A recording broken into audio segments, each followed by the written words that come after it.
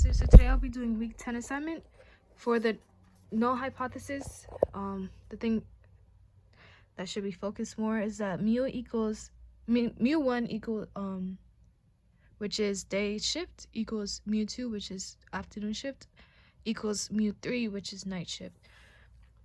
For the category mean of values, I got for day shift, you just added all the x's and divided by n, which is a number of things in each group, like the sample size. So I added 3 plus 4 plus 3 plus 5 plus 7, got 22, and then divided by 5, which is 4.40. And then for afternoon shift, I got 19 by adding 6 plus 4 plus 5 plus 4 and divided by 4, which is n, and I got 4.75. For night shift, I got 23 by adding 5 plus 6 plus 4 plus 5 plus 3 divided by 5 and got 4.60. And then for the sample mean, the grand mean, I added 22 to make it easier. I added 19 plus 23 and got 64 because that's the total of the grand x basically. And then for the grand n is 14 by adding 5 plus 5 plus 4. And then once you divide 64 by 14, I got 4.57. For square of mean between, you would have to use this equation for each set.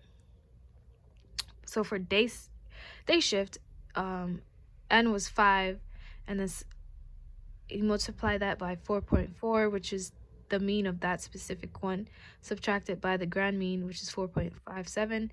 Once you calculate it, boom, negative 0.17 squared, and then multiply that by the sum of that, and then I get 1.45 for the day shift. And then for afternoon shift, it's 4 for n, 4.75 for the mean of that specific one, the grand mean. You subtract it, and then you square it, and then you multiply that by 4, and then I get 0.1296 for afternoon shift.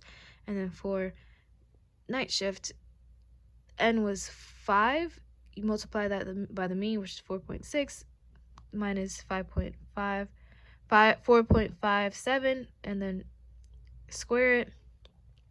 And when you square it, you multiply by 5, and you get 0.00545. And then add all of them together, and then it's 0.27 for the final answer.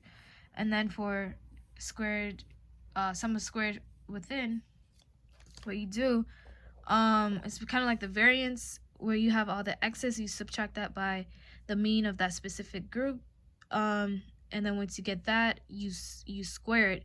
So this is the squared x minus means, and then you add them all together. And then for day shift, I got 11.2, and then do the same thing, x minus the mean, get that value right here, you square it. That's once you get that, you add them all together. And then for afternoon shift, I got 2.75. all right, for night shift, you have all the x's, you subtracted by the means. Once you get the sum of that, you square them all, and that's right here. And then then you add them all together, I got 5.2, and then add them all together, 11.2 plus 2.75 plus 5.2, and I get 19.14. for degrees of freedom between, the equation is k minus 1. In this case, k is 3. So you subtract that by 1 and you get 2. Degrees of freedom within is n total, so the total number minus k. So n total was 14 minus 3, and you get 11. All right, for mean squared within, you get the sum of squared within divided by degrees of freedom within, and then you get 19.14 divided by 11, and that's 1.74. For means of squared between, it's sum of squared between divided by degrees of freedom between, and then it's 0.27 divided by 2, and you get 0.14.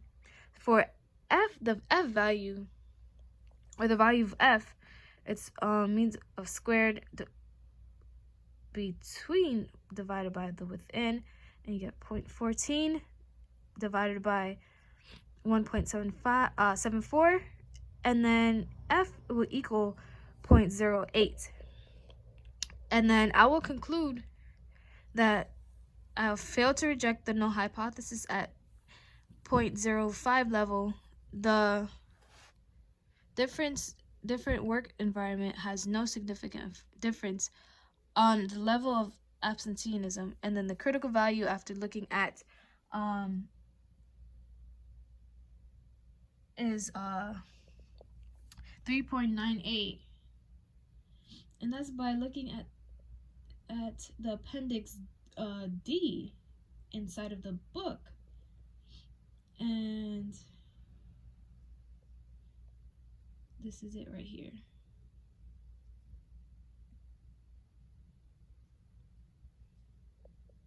All right, so it's D of B is 2, and then D of the degrees of freedom is